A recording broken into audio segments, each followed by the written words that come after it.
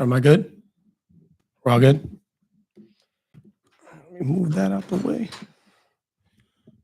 All right. Good morning, everybody, and welcome to the ninth edition of Real Graps. I'm your host, Joe Gierer. And first of all, I want to start off by saying I know it's been a while, but finally I'm able to get back in the WYUR studio here at the university.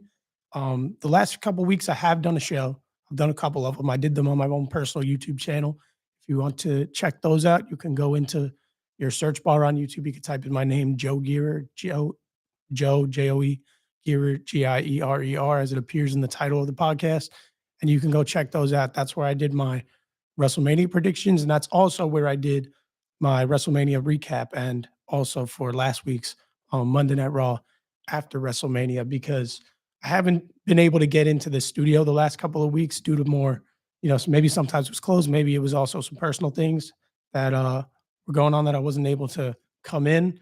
But I'm glad to be here for the final episode of the semester, as this is the final week of classes. It's the final week of WYUR shows. So this will be the last time that I'm in this studio, in this setting, until I'd say August or September, maybe. I will come back with this show when, school goes back into session. But for the time being, I want to make it known that I will continue doing this show elsewhere throughout the summer. I'm going to do it on my personal YouTube like I've done for the past, couple of weeks. So if you care to continue watching and you would normally watch here and you don't watch on my YouTube, just look up my name, go to my own personal YouTube, and you can watch me there every week. Maybe on Tuesdays, Wednesdays. I don't think there will be a set schedule, but I will try to get a show out each and every week over the summertime. Now, with that out of the way, it's been a very eventful week in WWE, and I'd love to sit here and ramble about it for hours and hours, especially Monday Night Raw last night. That Raw, not the one after WrestleMania, the one last night, the second Raw after WrestleMania, was probably one of my favorite Monday Night Raws that I've watched in the last couple of years. It was so good from top to bottom, but that's not the topic of discussion to start this episode. We're going to start this episode by talking about last Tuesday night's NXT, because it was also a really good show in Las Vegas, the final show of WrestleMania weekend, if you want to call it that. That was it was the last show that they did in Vegas after WrestleMania before everybody, parted ways and went on their own journeys to wherever their next show was going to be. But it opened up with a tag team title match between Liv Morgan and Raquel Rodriguez. They won those titles back on the Monday Night Raw after WrestleMania, after losing them the night before at WrestleMania. So this was their third match in a span of 3 days, and they were defending those tag titles against Chemical X, being Gigi Dolan and Tatum Paxley, who on the pre-show kickoff of Stand and Deliver won that Fatal 4-Way women's tag team elimination match to get that opportunity at the tag titles. And the match itself was good. They put on a good performance. As I said last week, for some reason I had picked Cora and Roxanne. That was not what happened in that matchup. But I'm glad that somebody like, Tatum Paxley, Gigi Dolan, they were able to mix it up with some pretty big main roster talent. Liv Morgan is arguably, next to like Rhea Ripley and Bianca Belair, and no, she's in that upper echelon of top women superstars on, Monday Night Raw and Friday Night SmackDown, just the main roster in general. So it's good for some upcomers like Gigi Dolan and Tatum Paxley to get to mix it up with them, because if they're going to have a feature on the main roster, it's good to see how they work with some of the top main roster talent that's out there. But as I think everybody expected it to go, there was most definitely not going to be 3 title changes in a span of 3 days. So 2 is enough between Becky Lynch and Lyra, and then Liv and Raquel again. So Liv and Raquel won. They survived. It was a good match, but they pulled it out in the end to retain those tag team championships. It was never really in doubt. You didn't really think Chemical X was going to win, but they did put on a really good showing and performance for them. One thing I wanted to highlight in here, and it's not that big of a deal, it was a backstage segment early in the show between Miles Bourne, Javon Evans, and Dark State that set up a 2v2 tag match for later in the night. And I just want to highlight it because it was the first time since they've come around that I think we've seen Dark State in an actual calm, normal promo manner. They just pulled up on Miles Bourne backstage. They were talking some crap, talking some ish, if you will. Can't say the other word, but they were just talking. And it wasn't like aggressive. It wasn't like screaming. It was the very first time since they were debuted at Vengeance Day that we've seen them in like a non-chaotic manner, and it looked good. They did good. They did well in that promo. It set up a nice little match. It wasn't anything major, like I said, but I just thought it was funny because we finally got that glimpse into the four guys from Dark State being just normal, non-chaotic, reserved human beings. And I thought it was a little nice touch that they're not always just running around wreaking havoc everywhere. But that set up a tag match later in the night. Um, there was a match between Lexis King, who got his cup back from Penn and Teller. Penn and Teller, guest starred on both episodes of that Tuesday night's NXT, and they also showed up on Stand and Deliver, and they made the Heritage Cup disappear. And they only promised to give it back to Lexis King under one condition: that he defends it against a mystery opponent that night. That match came up as the second match of the night, and the mystery opponent was Noam Dar, making a grand return after almost a year out of the ring, out of the company, off TV. Um, and it was nice. I have to be fully transparent and honest. I was not a big NXT watcher when Noam Dar held the Heritage Cup, and I was not there really when he got eliminated last year, when he got knocked off for almost a year. So I'm very unfamiliar with Noam Dar and his wrestling and his game, but he looked good in that match with Alexis King. And not only did he look good, he went over and he won. So he regained the Heritage Cup over Alexis King in his grand return. So we have a new Heritage Cup champion on NXT. And the way things got set up with that promo between Ricky Saints and Lexis King right before the match, I guess Lexis King is getting pushed more to not the Cup championship, but now the actual belts, like North American title, it seems, because they set up a match for next week's NXT between Ricky Saints and Lexis King for the North American Championship. So I guess Lexis King is out of the Heritage Cup running for now. Noam Dar's your new champion, and I'm excited to see the work that he does with that cup, because if he's holding it for almost 800 days, the first time he held it, he must have been doing something right. And like I said, I'm almost entirely unfamiliar with his work, but based on how he looked in that match, I'm intrigued and I'm excited. And again, hearing about that 800-day reign, I mean, he must have been doing something right. So I'm looking forward to the work that he's going to do with that Heritage Cup. Thea Hale got into a match with Fallon Henley that was set up backstage earlier in the night, where it seemed like everybody had gotten enough of her and her, spunky energy, I guess. They set up a match between her and Fallon Henley, to which she won by Kimura after JC Jane misfired and kicked her shoulder into the stairs outside the ring. And I don't know how much longer Fatal Influence is going to last, if they're going through a rough patch or if this is leading towards a potential breakup. But between the three girls, JC Jane, Jasmine Nix, and Fallon Henley, over the last couple of weeks, they've had their tension, they've had their problems, and you saw what happened where tension and problems built up over a span of many weeks with the family at Stand and Deliver, to which we're going to get to in a second, because they had a segment on the show, or a couple of segments, if you will. But the way it built up with the family, it's building up with Fatal Influence. Maybe not to that same degree, but you could clearly tell the three girls are not very happy with each other. And I think it could be leading towards a potential breakup. It's mainly between JC Jane and Fallon Henley. Which one of them is going to break off from the group first, I'm not sure. But I think that group is, maybe their days are numbered, if you want to look at it like that. They are struggling a little bit. They haven't gotten the good results recently, and there has been a lot of miscommunication and tension between them. So Fatal Influence, I'm not sure how much longer that group is going to last. Even though I do like it, I think it's a good group. One of the bigger moments of the NXT after Stand and Deliver, Trick Williams and Oba Femi were out in the ring doing a promo battle. Oba was cutting a promo, showing respect, but he said he can't stand Trick Williams. Trick came out. He said, "You're stealing what's mine. I want that championship." Pretty much the same stuff that's been going on with Trick Williams over the last maybe 2 months or so. Just coming out, calling out Oba, saying, "You have my championship." The typical "I want my championship back" promo stuff that pretty much any wrestler that goes out there and loses a championship cuts. But the bigger moment of it was that Joe Hendry, who had his WrestleMania debut the previous Sunday against Randy Orton, he answered the open challenge and caught 2 RKOs for his troubles.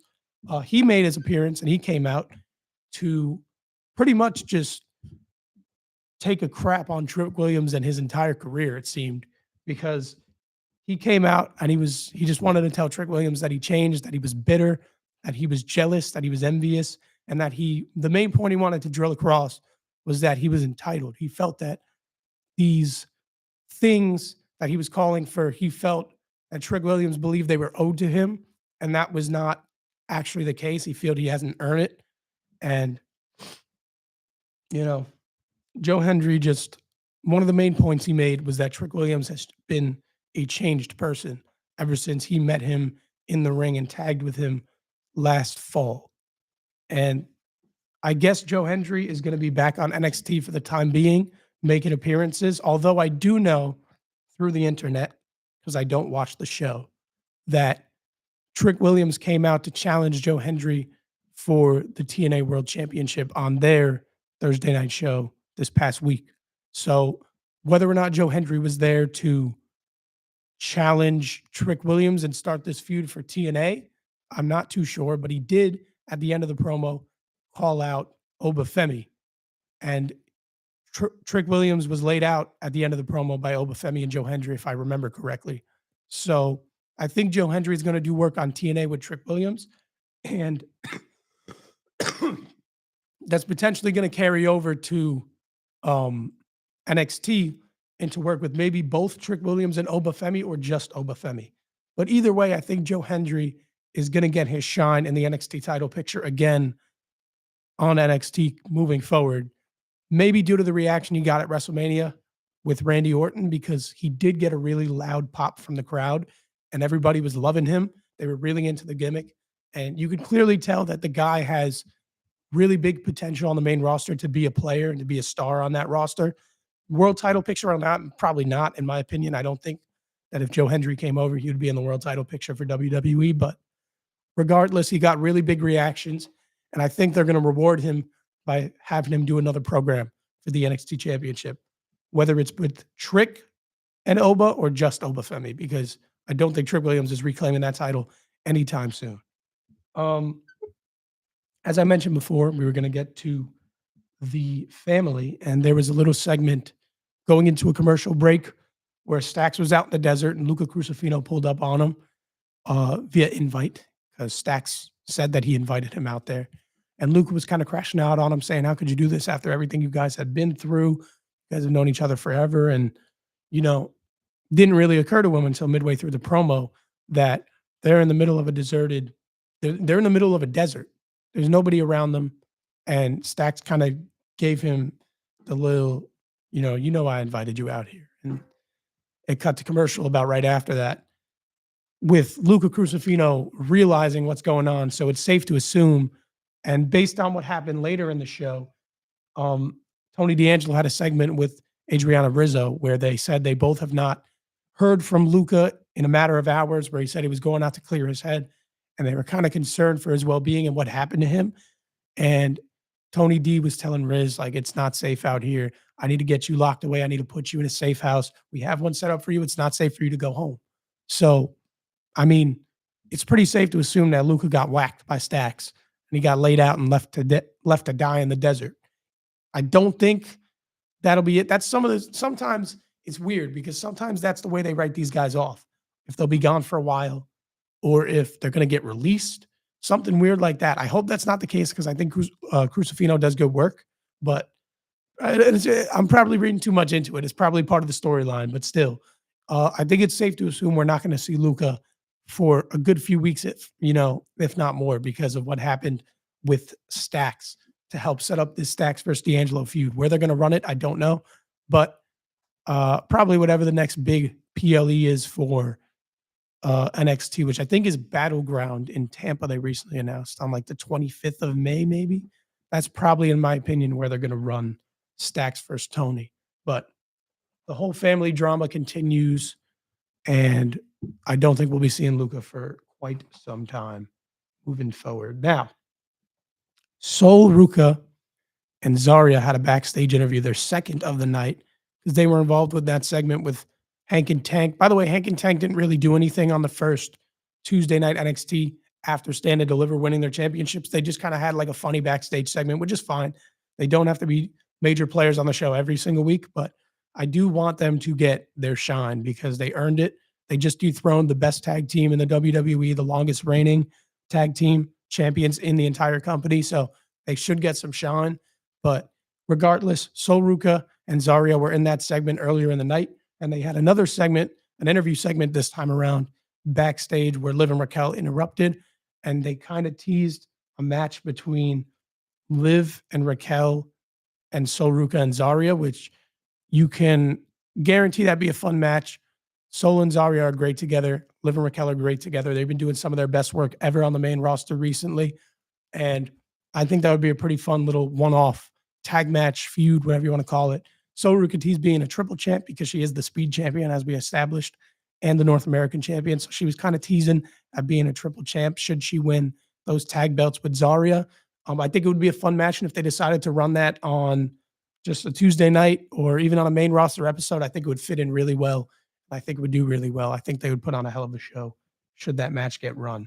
And right after that, you saw that Trick Williams crash out continue where he was breaking stuff backstage. The cameras went off and you heard Ava's voice telling him to stop it, get out, and they ended up kicking him out of the building. So Trick Williams did not take too kindly to what happened in the ring between Joe Hendry, he, and Obafemi.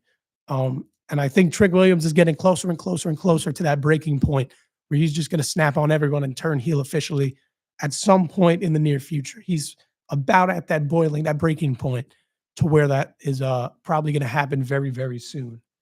Dark State ended up having their match against Javon and Miles Bourne, to which it was a good match. Both guys, all four guys are good in-ring performance. They put on a great match with each other for what it was. And Dark State, that being Osiris and Dion, the two that wrestled, ended up handling their business against Javon and Miles Bourne, and they picked up the victory, pinning Miles Bourne. Javon Evans was kept to look strong. He just got laid out outside the ring and couldn't recover in time to break up the pin. Miles Bourne took the pin, and there was a weird kind of situation where maybe there's some tension. I don't want to read too much into the tension between groups and factions on NXT recently, but you saw Charlie Dempsey and Tavion Heights, who participated in, I think, some GCW independent wrestling over the weekend, and they were kind of just standing at the top of the ramp, just nodding, like, giving the old like sarcastic stamp of approval for what was going on in the ring. And Ren Sinclair was the only one down there checking on Miles Bourne. And when she was looking back at them, they kind of were just shrugging, like, So I don't know if they're setting up something between the NQCC. I don't think there's any reason to. They should keep that group together because I think they work really well together. But Miles Bourne maybe will see some like disapproval from Tavion and Charlie Down. I don't know. I don't know what the hell is going on with that group, but there was a bit of a weird dynamic there at the end of that match. But Dark State, you kind of figure it wasn't going to lose, especially to a makeshift tag team like Miles Bourne and Javon Evans, regardless of how good they both are in the ring. They just don't work together like that because they're not a normal tag team. So Dark State, Osiris, and Dion grabbing that win was the right call, in my opinion.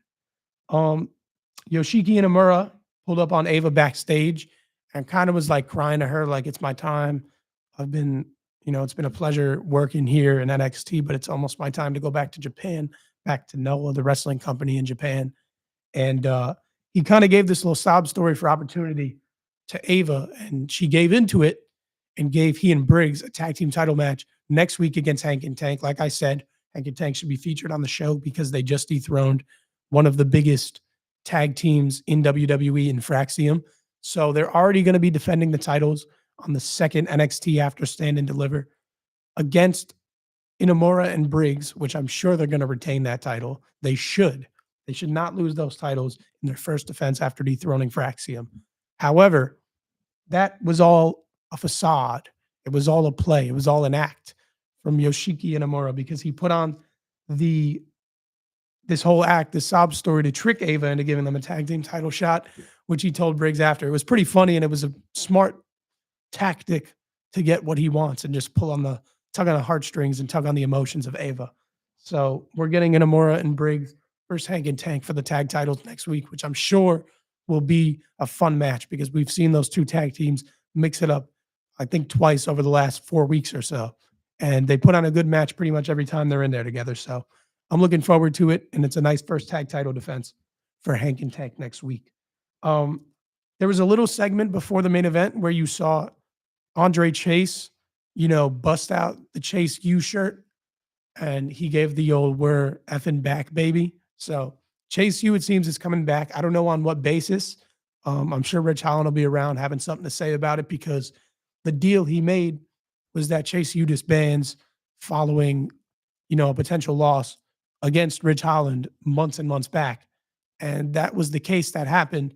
And now Chase just kind of came out and said, we're doing it all again. We're coming back.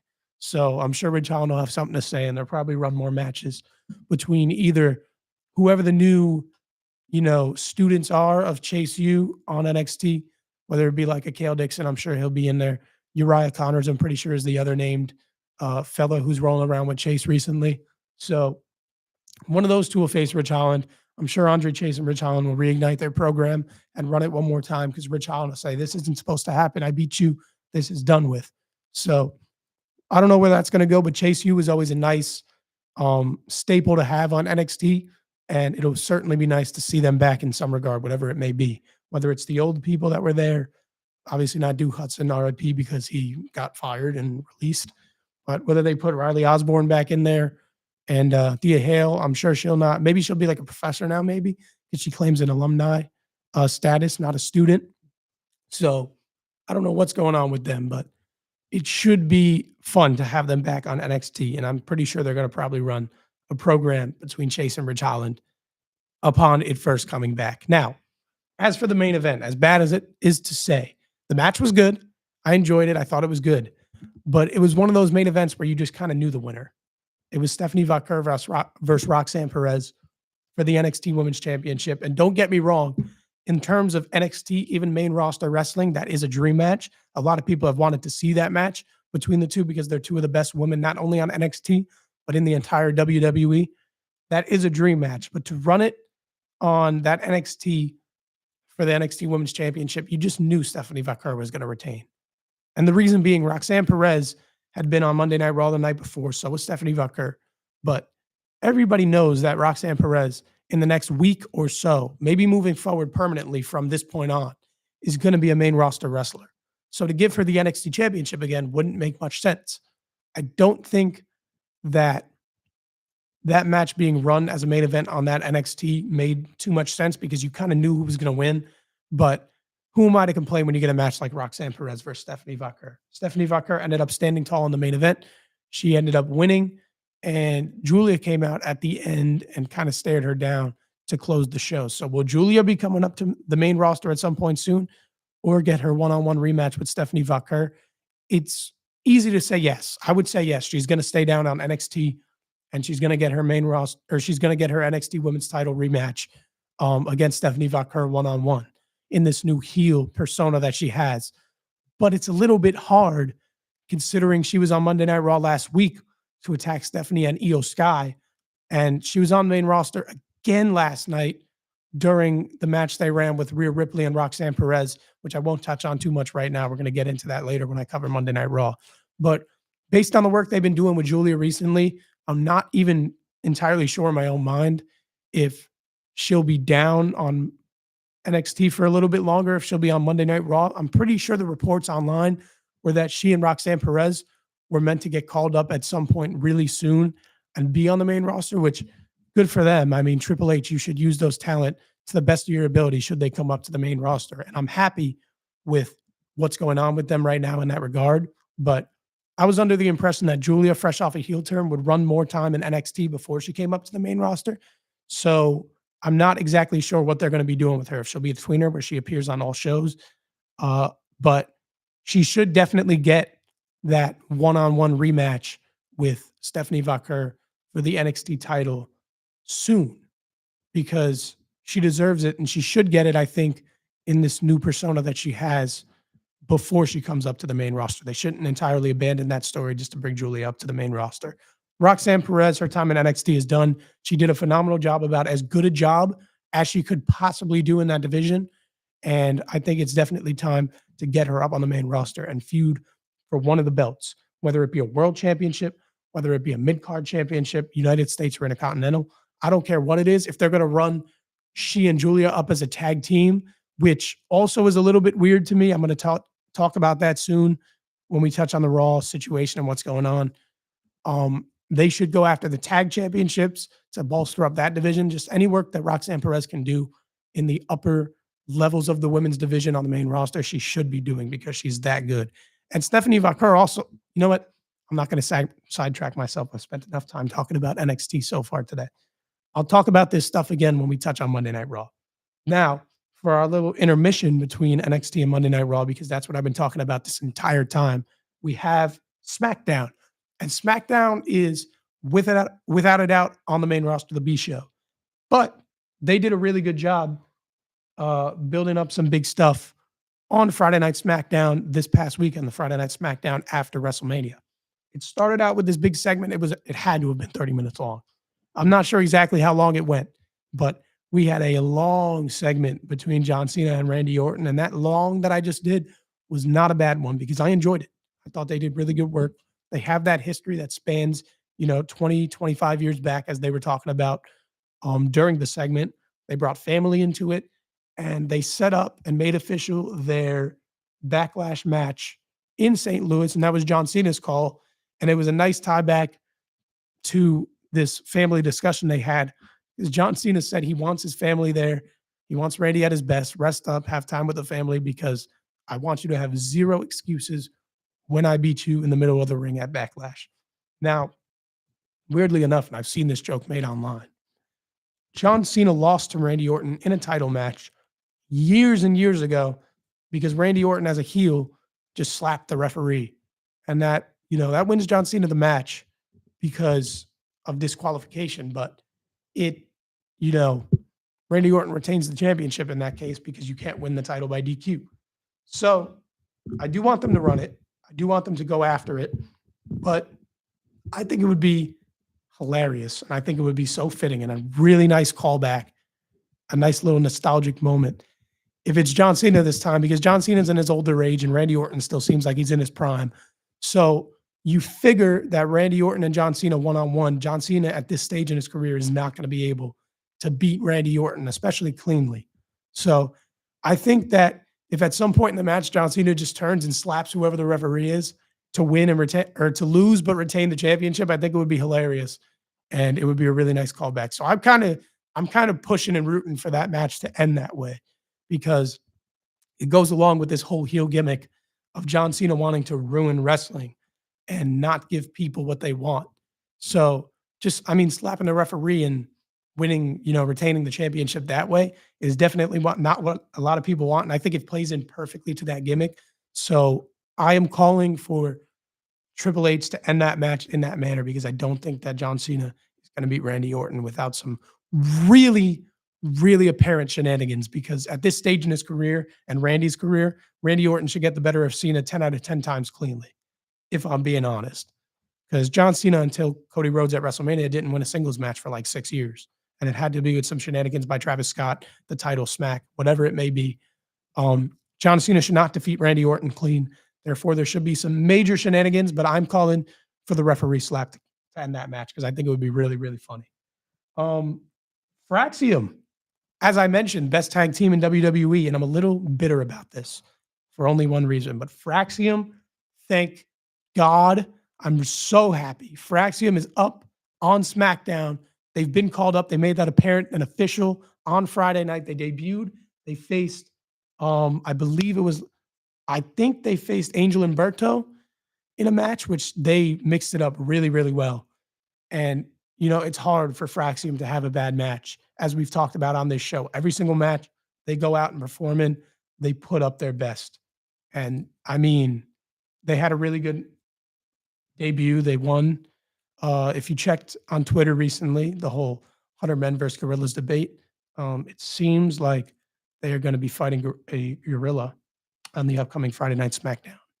I think Nick Aldis will make that a fit. No, I'm obviously kidding. But Fraxium, I'm really happy, is up, and they just continue to bolster what's been a stacked, not NXT. They've been on NXT for God knows how long. It's a stacked SmackDown tag division recently. They've been building it up really, really well, and they had a big main event coming up on later that night in the tag division. But I mean, the only issue I have is I think they should have been put on Monday Night Raw. And obviously, the prospect of them mixing it up with those phenomenal tag teams on SmackDown is just so intriguing. But the Monday Night Raw tag division has been so underwhelming over these last few months. There's just been nothing going on. Even if you go back to like last WrestleMania when they split the tag titles, you had Awesome Truth as your first Raw tag team champions in a while. And their reign was It wasn't great. Obviously, the match quality wasn't going to be the highest, but there was little to no defenses in that reign. And then they finally lost those belts with the help of Liv Morgan. They lost them to JD McDonough and Finn Balor. And JD McDonough and Finn Balor didn't defend the tag team championships for months. It was like 2 months that they went without defending the championships once. And I think they had one total defense during their reign. Then they go out and they lose those tag championships to the most recent champion, the War Raiders. And the War Raiders probably had the best run with the tag titles since they split them on Raw. But I mean, they didn't really do much with them either. They were getting backstage segments, little quick things. They had a few matches. Well, they had the most entertaining matches of all of them because they had the most matches, so they had the biggest catalog to choose from. But they didn't really do the greatest with them. And then you have New Day dethrone them at WrestleMania, and now the New Day is in the beginning of their tag title reign, which through 2 weeks is, I think, shaping up to be the best of it because of what happened last night. But regardless, I think Fraxium should have been put on Monday Night Raw to mix it up with those tag teams and bolster up that tag division, because if you think that Fraxium couldn't make the Raw tag division interesting on their own, you're wrong. And A-Town Down Under is also on Raw, but they get no match TV time. And they were tag champions after WrestleMania last year until they lost them to DIY months and months later. So you can easily just make that tag division so much more interesting. And I think a big part of that would have been putting Fraxium on Monday Night Raw. But I'm not angry they're on Friday Night SmackDown. I just more think they should have been on Raw to help bolster that tag division and even win the belt. If they gave them the belts in their first tag match on Monday Night Raw and had them run with them for a year, I'm 100% okay with that. But as I said, they're going to be mixing it up with some of the best tag teams in the world on Friday Night SmackDown, that being like DIY, that being the Street Profits, those tag champions, that being Motor City Machine Guns. There's so many intriguing matchups for them. And that was, if I had any NXT call-up or call-ups to make to the main roster following this WrestleMania weekend, it would have been number one, Roxanne Perez, because she deserves it and she can mix it up well with almost every single. She can immediately be pushed to the top of the women's division on the main roster, and I don't think anybody would bat an eye at it. She number one, 1A, and 1B, I would say, is Fraxium, because Fraxium has they've paid their dues in NXT. They ran with those tag championships twice for forever over their final 2 reigns in, NXT, but they should have been on the main roster a while ago. So 1A Roxanne, 1B Fraxium, and it seems like both of them are going to be up permanently to stay. And I'm so happy about that. I cannot wait to see what they do for the main roster, because I think they're special talents, all of them. Naomi attacked Jade Cargill during her match with Tiffany Stratton. That was seemingly came out of nowhere. And I just want to touch on Naomi for a second, because I have praised Naomi over the past, month or so since she's turned heel and set up this match with Jade Cargill, because she's done great work being this like freakish, weird heel, aggressive heel in the ring. And like I said, she was a bit weird backstage in promos and stuff, like video packages. It was a bit creepy, which is always nice. You want to have that weird feel as a heel character, either be really aggressive or really odd. But I'm not a fan of, I have to be honest, I'm not a fan of the whole proceed with caution gimmick they have. I thought it was a really good line for the promo and a nice way to close out that video package, but then she kept piling it on to the point where she showed up in full caution tape gear on her body to attack Jade last weekend, which I have to be honest, I love Naomi as a heel character and I think that she fits really well. But over the last 2 weeks, it feels like all she said is proceed with caution. And she said it in that weird, proceed with caution, like that whole tone and stuff. And I don't get why that's being made into a gimmick. I just think that she should be like a nasty, brash, weird, aggressive, whatever you want to call it, heel character. She doesn't have to have a catchphrase in the Proceed with Caution. And I think it's only a matter of time before Def Rebel puts that at the beginning of her theme. I don't remember if they did it already at WrestleMania, last weekend, because she did debut a new theme, but I just hope they don't put that in theme and that doesn't become like this big whole gimmick that she has, because I'm not buying into it. I don't like it. I just don't like that saying. And I don't like what they've been making her do over the last few weeks, going around just dropping those 3 words and moving along like nothing happened. They have to let her work, and they shouldn't just stick her into this whole, gimmick of Proceed with Caution, because I don't think it'll catch on like maybe they imagine it to. It's not going to catch on with me. I'm not a very big fan of that gimmick. But anyways, I'm a fan of Naomi. I think she does great heel work, but she's got to drop that gimmick of Proceed with Caution. I didn't mean to go on well, maybe I did, but I don't want to go on to a rant too long. She attacked Jade Cargill. That beef is not over with. And Tiffany Stratton, speaking of beefs that are not over with, she got pummeled from behind by a returning Nia Jax, who we haven't seen since the tag match at Elimination Chamber. She's been out for what? Almost, what has that been? Over a month, almost 2 months. And she finally came back. But based on that segment, it seems they're probably going to move towards a fatal 4-way match at Backlash between Jade, Naomi, Nia, and Tiffany Stratton for the women's championship, which you can safely put that on the card and assume it'll be a fun, nice match. I think all their skill sets are going to mesh well together, being Nia Jax being just straight power, bulldozing everybody through. Jade Cargill the same, but more kind of athletic power, more brute force, more muscle. Then you have Naomi, she just meshes well with pretty much most people she meets in the ring.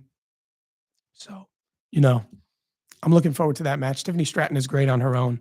So I think they'd all mesh well together, and I think that'd be a fun women's title match for Backlash. And as weirdly as it sounds, I think Tiffany Stratton would retain, especially off her big win over Charlotte Flair at WrestleMania. But that's a match where I wouldn't be surprised if they pull a fast one and they have like Nia Jax could regain it because she had a good reign when she had the title. You can have Jade Cargill win because she's pushed as this next big star and she could be the world champion. Naomi in her heel persona could pick up a fast one, maybe cheat to win and pull a quick one to win that title at Backlash. I could see all 4 of them winning, but I think Tiffany Stratton would retain. Anyways, it'll be a nice match, and I'm running out of time. I just realized because I've been yapping away for, God knows how long so far. But moving forward, they ended up setting up Drew versus LA Knight earlier in the night because LA Knight came out to confront Jacob Fatu, who stole the mic away from Solo Sikoa. Solo Sikoa was putting up this front. Oh, I'm the reason that Jacob is here. And Jacob wasn't taking too kindly to it, snatched the mic out of his hand, cut a promo on his own. And then you had LA Knight come out and say, I want my title back. And then out of seemingly nowhere, I don't know why, I did not expect it, Drew McIntyre pulled up on him to declare that John Cena is not the same guy we once knew. And I want to fight the toughest and baddest champion on the brand. And that's you, Jacob Fatu, which I don't think anybody is arguing that who is a harder matchup in 2025, John Cena or Jacob Fatu. I think for WWE fans not entirely blinded by nostalgia, 98% would agree that Jacob Fatu in K-Fob is the much, much, much harder match than John Cena is in 2025 right now. And he is definitely the tougher champion. If you put Jacob Fatu and John Cena in a ring one-on-one in this year in WWE, Jacob Fatu would win 9 out of 10 times, if not more. If not more. Maybe, 29 out of 30 times. I don't know what it'll be. But Jacob Fatu is a monster. And Drew McIntyre came out to say he just wants to fight the best, and Jacob Fatu is the best. So Nick Aldis made that official. LA Knight versus Drew McIntyre later on in the night for the number 1 contendership to the United States Championship. I don't know when they're going to run that match. It might be on Backlash. It might be on a Friday Night SmackDown. But judging on how the match went, Damian Priest ended up attacking Drew McIntyre during that match and actually won it for him. So that feud is not over with, Drew McIntyre and Damian Priest. But Drew McIntyre did earn the number 1 contendership by DQ against Jacob Fatu. So Drew McIntyre versus Jacob Fatu Where will it be run? I'm sure on a Friday Night SmackDown coming up, because maybe this week, if they hadn't announced it already, I'm not sure. But again, another four-way match that makes sense for Backlash, if they want to do it, would be LA Knight versus Drew McIntyre versus Damian Priest versus Jacob Fatu for the United States Championship. Just think about the talent in that ring, in that match. It has the potential to be the best match of the entire Backlash card, should they make that. And it makes a whole lot of sense based on the buildup that's happened so far in the one episode of SmackDown that's happened where they built it up. It makes a ton of sense for Backlash. But Drew McIntyre is the official number one contender as we stand right now. And Jacob just asserted his dominance, and he laid every single person out that was in the ring. LA Knight, Damian Priest, and Drew McIntyre. He laid them all out and stood tall over all of them at the end of that match. So what they do with that United States Championship picture, I think Jacob Fatu can have the best reign of anybody with that United States Championship based on the matches he can have. So I'm very intrigued, very excited, and I don't think Jacob Fatu would lose that match. But that's one of those matches, like kind of like Stephanie versus Roxanne, where you know the winner, but it's going to be a really good match, so you don't really mind. It's just going to be just straight fireworks the entire time that it goes on. So I think that fatal four-way match, along with the other one I mentioned, should be put on the Backlash card. And little quick side note, Triple H, if you are for some reason watching this old 21-year-old nobody from Iona talking about your product, let's abandon the 5-match format for PLEs going forward. It's a new year. It's a new time. It's a new season after WrestleMania. So let's get more than 5 matches on PLEs from now on, because I think there are so many deserving candidates for big time shine on the main roster on PLEs, including those 2 fatal 4-way matches that I just mentioned. Now, there was a title change on Friday night, a mid-card title change, the very first women's mid-card title change of their existence is both belts, Intercontinental and United States. Zelina Vega, good for her. It made me happy seeing it. Zelina Vega claimed her first ever championship in the WWE on the main roster, at least. I'm not sure. She claimed her first championship ever, United States Championship over Chelsea Green. Chelsea Green had a little fun gimmick with it, fun reign. I'm sure it's going to continue forward. But Zelina Vega is your new United States champion. And speaking of Zelina Vega, her husband in the following segment with The Miz, Aleister Black, who we had, seen many a times, promo packages and teases of, he finally returned on the Friday Night SmackDown following Mania, and he hit The Miz with a black mass. And I've seen his work in highlights. Again, I wasn't watching WWE while he was there, but I've seen his work. I know what he can do. I'm very excited and intrigued to see what he does moving forward on the brand. He faces The Miz in one-on-one action this Friday night. It'll be my first time seeing a full match of his, but I love the black mass. I love the finisher. I love the persona. He just fits really well, I think. He'd fit really well in that mid-card title scene right now on SmackDown. So I'm excited to see what Aleister Black does in the future. And I don't want to touch on it too long, but that main event of Friday Night SmackDown last week was one of the best matches I have watched since I came back to wrestling. And I feel like I've said that a lot recently. That just speaks to the caliber of match that's been put on by the company. But Street Profits, DIY, and Motor City Machine Guns put on one of the best ladder matches I've seen in my time watching wrestling. It was so fun. It was so action-packed. That was 5 stars in my book. That was an incredible match for the tag team championships. I don't know why still that War Raiders versus New Day was the tag team title match put on WrestleMania over that match. If you were going to put any tag team title match on WrestleMania, and night 2, people pointed out, ended 30 minutes earlier than night 1.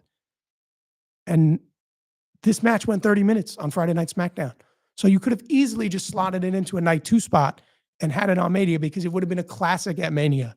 There was a really funny match in their moment in that match, not spot. I won't call it a spot because it wasn't planned. There was a funny moment in that match where Montez Ford took a fan's prosthetic leg and started whacking, I think, Gargano with it. It was really funny. It caught me off guard. I didn't even know what the hell was going on when he pulled it. I was like, what the hell is he using? Is that a leg?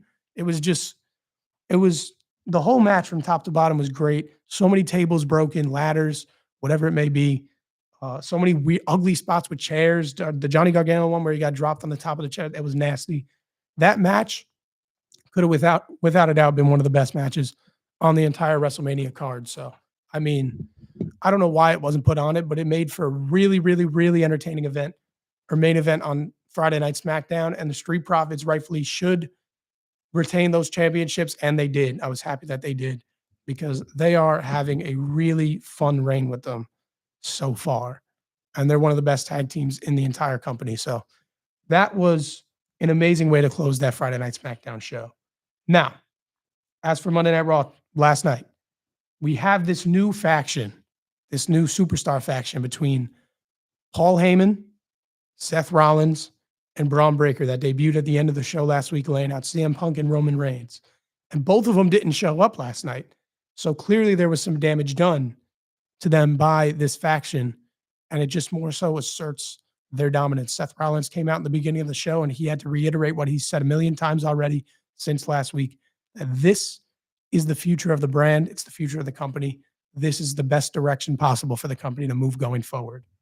And then Sami Zayn came out, who I was not expecting, and I didn't even think was a potential fourth suitor for this, this faction, because you assume they're going to add a fourth member at some point. And Sami Zayn didn't even cross my mind for it. But he came out to do his old Sami Zayn thing and be the hero, be the, voice of reason of everybody. And he just told Seth Rollins, like, this is a load of crap. Like, what is this? I've known you for so long. This is a load of crap. I'm telling you as a friend. I respect you as a friend, but this is not it. And Seth Rollins had to reiterate to him, like, I love you, man. But if you get in my way, we're putting you down. And I don't want to see anything bad happen to you. So he offered to, quote unquote, as he said, cash out Sami Zayn if he won't buy into what they're selling and move him off to Friday Night SmackDown. And he said that he needs an answer by the end of the night because of they have to get everything squared away. So it was a really nice start to the show, and it was going to be something that lingered on for the entire show and kept you guessing. But I just want, that was a really good way to start the show. As I alluded to earlier, and I said I would talk about it, Roxanne had a match with Rhea Ripley, so she instantly got thrown in there with the most popular woman on the entire main roster right now.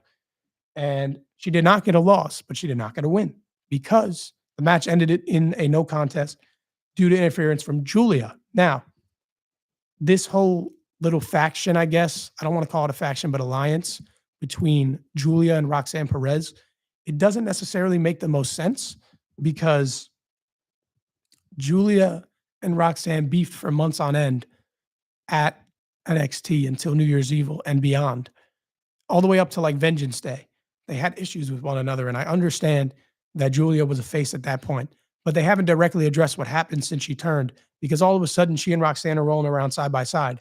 And it makes sense on the fact that they're both heels and they have similar enemies at this time. However, I think they should provide some backstory on how this came to be, and somebody should address it. Like, you guys, what's going on here? Because you guys didn't like each other. Like, how did this come about? And they can at least give some justification for it, because this alliance seemingly came out of nowhere. However, a Roxanne Perez and Julia alliance, especially on the main roster, running things in the tag division, would definitely be really fun. And I think they would make for a great challengers, at least, to Liv and Raquel, and even tag team champions down the line if that's the way they want to go. They could do great work together, and I think they're a power alliance. But nonetheless, Julia came out, saved Roxanne from Rhea, and then Io Sky came out and saved Rhea Ripley from them two. But then they started jumping Io, and Rhea Ripley saved them. So I don't know if it'll be on a PLE or a Monday Night Raw, but you have such a powered tag team match right there, like star power filled tag team match with Julia, with Roxanne versus Io Sky and Rhea Ripley. Like, just think about the names in that match and how big of a contest that would be. I think we all know that Rhea Ripley and Io Sky would probably not lose that, but if they want to run that match at a PLE, that is a PLE worthy match. And this is kind of where I don't know what's going on with Julia at the time, because she's getting put into a main roster feud right now, it seems, with a top talent on the main roster being Io Sky and Rhea Ripley. But she's also teased a feud last week on NXT still with Stephanie Vaquer. So What's going on with her? Will she be a tweener? Will she be on NXT? Will she be on Monday Night Raw? I don't know. But if she's getting moved up along with Roxanne, it's very nice and refreshing to see them feuding with Io Sky and Rhea Ripley right now because they deserve to be in the top of the women's division based on their talent and what they can do. So I'm very excited about that. There was a little backstage segment between the Judgment Day where you found out that JD McDonough and Finn Balor were not on the same page. Finn was not aware of his return, and JD McDonough was blaming that on Liv Morgan. He said they were supposed to tell you. And they also set up a match for them later in the night against the War Raiders, to which Finn also had no idea. So Liv Morgan just blatantly not telling Finn things. I think we all know that Finn Balor is going to get kicked out of the Judgment Day at some point soon. Whether it be Finn Balor or Liv Morgan or Dominic Mysterio as the new leader, I don't know. But I think Finn is gone from the Judgment Day in the coming weeks. I don't think it's going to last much longer. Logan Paul came out and called out Jey Uso for the World Heavyweight Championship, to which Jey Uso answered the call. He said he's not giving the championship to a punk-ass YouTuber like Logan Paul.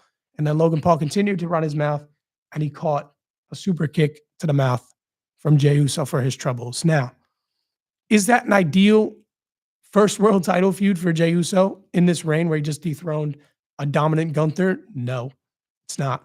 I think nobody would agree that Logan Paul and Jey Uso is a world title feud that they wanted to see, especially since it's going to be on a show like Backlash. Most likely. They didn't make that official, but I'm sure it'll be. Now, was that ideal? No. But to throw possibly the most hated person in the entire brand against one of the most popular people in the entire brand to solidify his reign and get him a good win over with the crowd, whatnot, even though Jey Uso's over with the crowd regardless. I think that it's smart, I guess. I thought that Jey Uso's first title reign was going to be someone a little bit bigger than Logan Paul, but we'll have to accept it and hope that match is good because that's the way that they're going moving forward. Also, later in the show, Jey Uso saw Sami Zayn backstage, gave him a little pep talk, told him to do what's best for him with Seth Rollins' situation, and he caught a nice right hand knockout punch, which he sold beautifully, by the way. It was an awesome sell, and it kind of made me jump because they were prolonging it, and you knew it was going to happen, but you didn't know when. And Logan Paul laid out Jey backstage. So Logan Paul versus Jey Uso is going to be the Backlash match, I'm sure. Jey Uso should retain. They should not be putting a world title on Logan Paul right now. But anyways, in some get back for last week, the War Raiders got an assist from Penta against the Judgment Day to pick up the win and become number one contenders. And side note, Kofi Kingston and Xavier Woods did a great job on the commentary desk during that match. They were hilarious. And I think they did a nice job spicing up that match and building up a feud with whatever team was to win that match. It was the War Raiders, so we're going to see a WrestleMania rematch probably next week on Raw. And as we know, they could put on a good match. And I mean, they're going to put on a good match. And I'm sure New Day will retain that belt again. So New Day versus War Raiders for the Tag Team Championships coming up soon. Paul Heyman had a segment backstage with Sami Zayn where he revealed that if Sami Zayn takes them up on their offer, he should take them up on their offer because among being moved to Friday Night SmackDown, he would get an instant title match against either Randy Orton or John Cena, whoever wins that title. And it was a bit interesting because he was leaving around the corner and Braun Breaker was smiling. They gave the evil smile to one another. So maybe he was lying about that happening. But nonetheless, it's an offer that personally, if you ask me and you tell me that I have a promised championship match for the number one title in the entire company as a wrestler, I'm taking that offer 10 out of 10 times. I'll say, all right, go do what you got to do. I'm not interfering. Do your business. Just give me my title match. But obviously, Sami Zayn has a higher, more high ground than me because at the end of the show, he ended up not taking the offer. And we'll say things didn't end well for him. But that offer, me personally, I'm taking 10 out of 10 times. Becky Lynch came out, and this was one of the best promos of the entire show. Becky Lynch as a heel is phenomenal. Her promo was really good. And I really liked the fact that she just came out and blatantly said, yeah, Bayley was attacked. That was me. All right, we're not going to beat around the bush. That was me. And she gave a really good justification for why she did it. And usually the best heels are the ones that are justified in their actions. And the way Becky Lynch described it, maybe she wasn't justified in attacking Lyra Valkyria. She said the friend of my enemy is my enemy. So it makes sense in that regard. But her reasoning for attacking Bayley and getting her out of the WrestleMania match does make sense. So obviously, like I said, heel with justification is the best characters. And Becky Lynch worked that promo really, really well. And you saw more of a coming out party for Lyra Valkyria when she came out. She cut a really good promo on Becky Lynch back and forth, told her she's no longer interested in being that, next Becky Lynch character that she always wanted to be coming up because of who Becky Lynch turned into. And they made that Intercontinental Championship match for Backlash official. So, first real blood feud for the Intercontinental Championship between Lyra Valkyria and Becky Lynch. And I would certainly like to see Lyra Valkyria get a nice defining win over Becky Lynch and retain that Intercontinental Championship. But because of how long her reign has already been, I think it's pretty safe to assume that Becky Lynch might win that and become your new Intercontinental Champion, because that's one belt she hasn't held. And Becky Lynch, she has to come in and win all the belts, regardless of what it is. She saw a new championship. She said, I want that championship. Let me get that championship. It was really well done. Now I have to fast track because I'm running out of time. I just saw the time. It's not looking too good. So they teased Penta versus El Grande Americano with Chad Gable. That match was really good on the debut of Netflix. I think they should run it back, and it was a funny segment. And they announced Penta will face JD next week, which that will be phenomenal Graps. This show is called Real Graps. That match itself will be Real Graps. It'll be really good between Penta and JD McDonough. They cut a nice promo for Rusev. He said he found himself again. He fell into the abyss while he was gone, but he since came back and found this old fire that he had from last time he was in WWE. And they announced his first match. He'll face Otis next week, and I'm sure he'll win. Big boys going at it. It should be fun. It should be a nice little match. But Rusev is officially back in action next week on Monday Night Raw. Stephanie Vaquer had another match on Monday Night Raw where she faced Ivy Nile. They went to war. Ivy Nile got made to look really strong against Stephanie Vaquer. They put on a banger. I think it was the final match of the night. And I don't know what's going on with Stephanie Vaquer either. Maybe because of the reaction she got last week, but she mixed it up with Io, and now she had a match where she won against Ivy Nile on Monday Night Raw, where I did not think she was going to be on Monday Night Raw at all. So will she be coming up soon? Again, I don't know. Maybe she'll lose that belt to Jordan Grace and get fast tracked to the main roster. Like I said, I thought it would happen over the weekend, and she would be put up on the main roster, sooner. But regardless, she's going to be on the main roster soon. She had a really good match, and I'm happy that Ivy now got that spotlight to make herself look really good, because she is most definitely one of the players of the future for the women's division. AJ Styles and Dominic Mysterio got teased backstage. They announced that Liv Morgan will be off filming some Hollywood movie for, whoever knows how long. Will they retain or relent? I can't even speak. I'm trying to go too quick. Will they relinquish the tag team titles? That being Liv and Raquel, I don't know. Will Raquel get a new tag team partner? Who knows? But Liv Morgan is set to be away for a while filming a movie going forward. And they teased that AJ Styles versus Dominic Mysterio individual feud, which I think would be a really fun feud. They had a good match when AJ Styles returned after the Royal Rumble, so I think it would be a nice little Intercontinental Championship feud going forward. Pat McAfee out of nowhere came out and cut a great promo on the desk and called out Gunther and said he wanted to fight Gunther ASAP. And Nick Aldis granted that wish at Backlash. We're going to get Pat McAfee versus Gunther at Backlash. And a lot of people aren't happy about that. But me personally, I think that it's a nice little fun one-off for them to do. If you know Pat McAfee, he can go in the ring and he can, put on those matches that are fun to watch for the people. And he's wrestling arguably the best wrestler on the planet, the best wrestler in the company, at least in Gunther. Gunther can put on a match that's so good with pretty much anybody in the company. So McAfee versus Gunther will be a nice little fun one-off at Backlash. And obviously Gunther should win, and he should probably decimate Pat McAfee in the later stage of the match.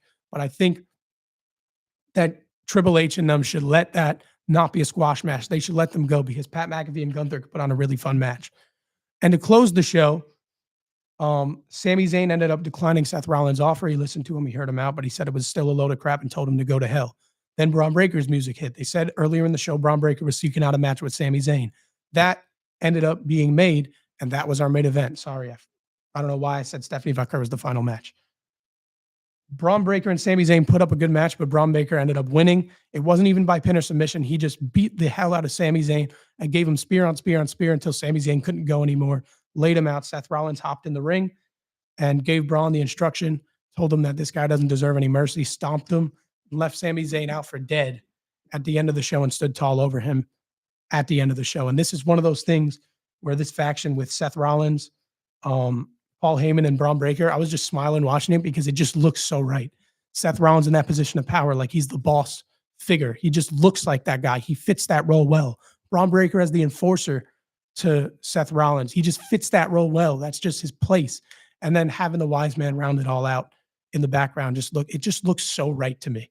and I'm so happy that they made this faction, and I think they're going to do phenomenal work for years to move forward, as long as it lasts. Maybe the next year, a few months, I don't know what it'll be, but this faction should be really, really fun and should run Monday Night Raw for as long as they are on it. That's pretty much it for me. Uh, it's been a fun semester here. And like I said earlier in the show, I'm grateful to be in here, but I will be continuing the show on my personal YouTube at Joe Gierer. Look it up on YouTube. It's just my name if you want to continue watching. But other than that, it's been a fun semester, and I'm looking forward to being back here in the fall. So have a good one, and I'll see you guys from my own personal.